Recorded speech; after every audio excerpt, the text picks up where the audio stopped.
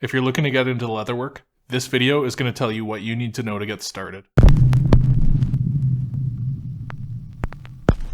So when I was first getting interested in leatherwork, I remember being overwhelmed. There are so many things to figure out before you can even get started, and the whole thing felt ominous. What I'm aiming to do in this video is to break everything down into manageable steps so that you can figure out what you need to do to get into it. There's going to be quite a bit of information in this video, so we are just going to dive right into it. But before we do, if you could just head down and hit the like button or subscribe, it would really help me out and it would really help the channel out. Step 1 is research. Before you can start doing your own work, you really need to take a look at what other leatherworkers are doing and get some inspiration. For me, this was opening an Instagram account and starting to follow a bunch of leatherworkers there. I found the leatherworking community has a pretty strong presence on Instagram and they're really helpful. Just create a new Instagram handle there, start following some leatherworkers and hashtags, and that'll fill your feed up with content that inspires you and educates you. Save any posts that give you ideas or that you find useful so you can refer back to them. If you don't save them,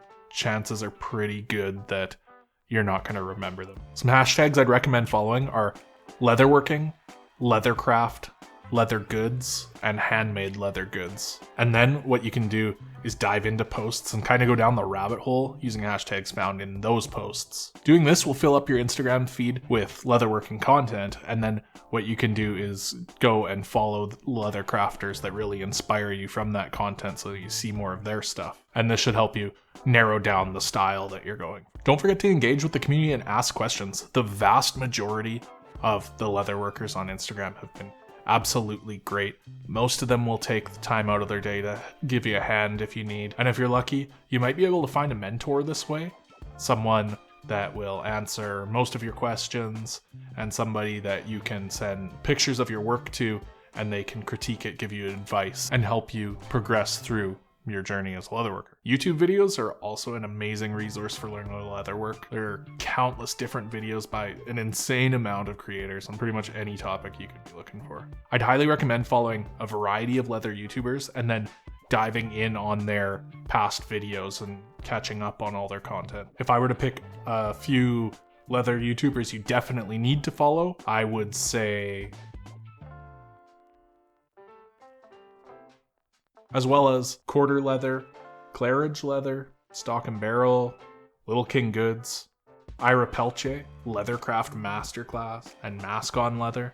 And there's a ton more that you'll come across when you're searching for answers on YouTube. Those are just to name a few off the top of my head. The whole researching step never ends. The whole time you're leatherworking, you're always wanting to get better. You just need to remember that you never stop learning. Step 2 is figuring out the tools that you need. At this point, you should have a good idea of the type of leatherwork that you want to get into. For me, it was pretty basic leatherworking, making wallets, bags, everyday carry stuff, that type of thing. So a basic Amazon toolkit was the perfect place to start for me. None of these tools are all that great, but they do work and the price is hard to beat. If I were to really break it down into the tools that you need to get started, I'd say an awl to mark your leather, something to cut your leather, glue, a set of wing dividers, something to punch stitching holes, a mallet or a maul, needles and thread.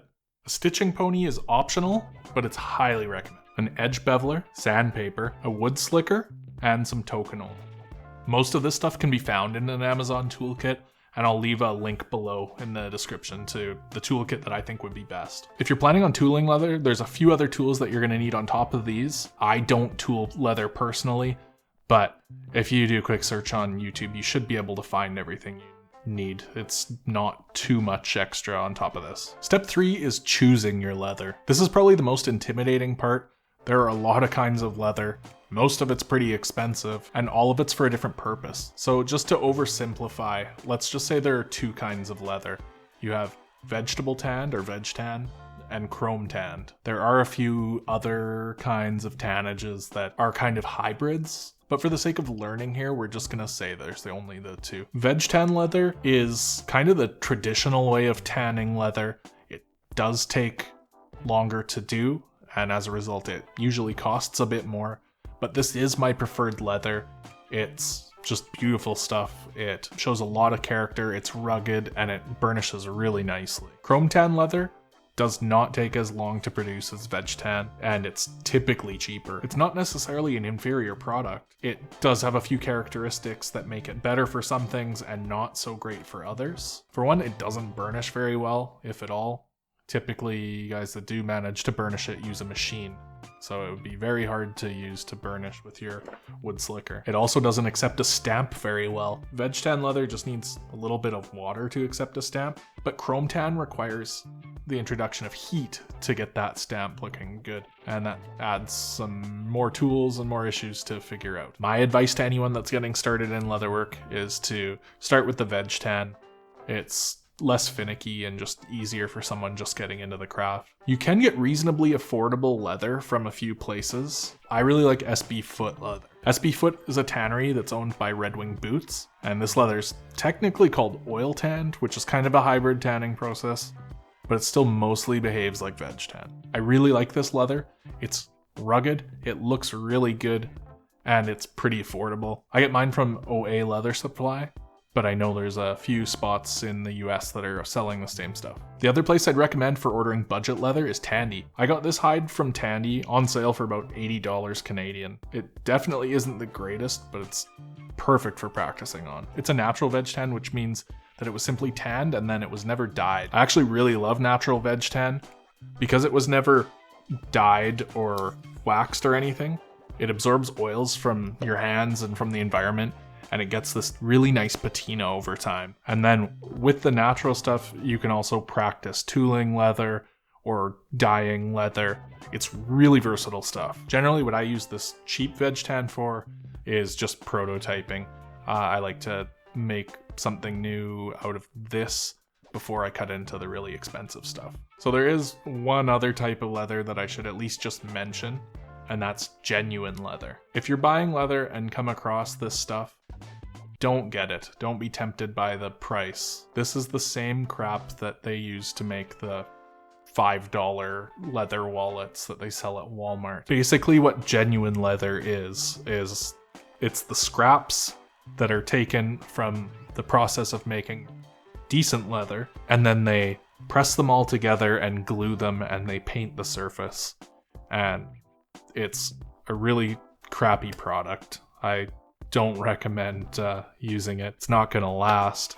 And the whole point of getting into leather crafting is to make a nice handmade product, and this stuff is not it. Just stay away from this stuff. I don't have any genuine leather to show you, but if you do come across anything that has the words genuine leather in it, it's not quality leather. You want to really be sticking to your full grain leather or your top grain leather. Step 4 is practice. This is where hard work pays off. Download some templates and start making some things. Your first few products are not gonna look great. That's just the way it is. That's how us leatherworkers start. But if you really take a look at what you've messed up on your previous product and fix it in your next product, and you keep doing that and just fixing one thing every time you make something, you would be shocked at how quickly you improve. Saddle stitching is probably where most leatherworkers really struggle. You need to really focus on punching those straight lines with your punches and then using proper technique when you're stitching it up. Don't watch TV or anything like that while you're doing this for a little bit. Just really focus on your technique until you get that muscle memory down. I'm gonna link everything we've discussed down below in the description, as well as I'll link you to my beginner leatherworking playlist, and I'll link all my free templates so you can head over to my website and download. Feel free to drop any questions down below in the comments, or let me know if I've left anything out. You can also reach me by email using my form on my website, or I'm really active on Instagram. Send me a message there and I'll get back to you pretty quick usually. And thanks for watching, guys. I will see you in the next video.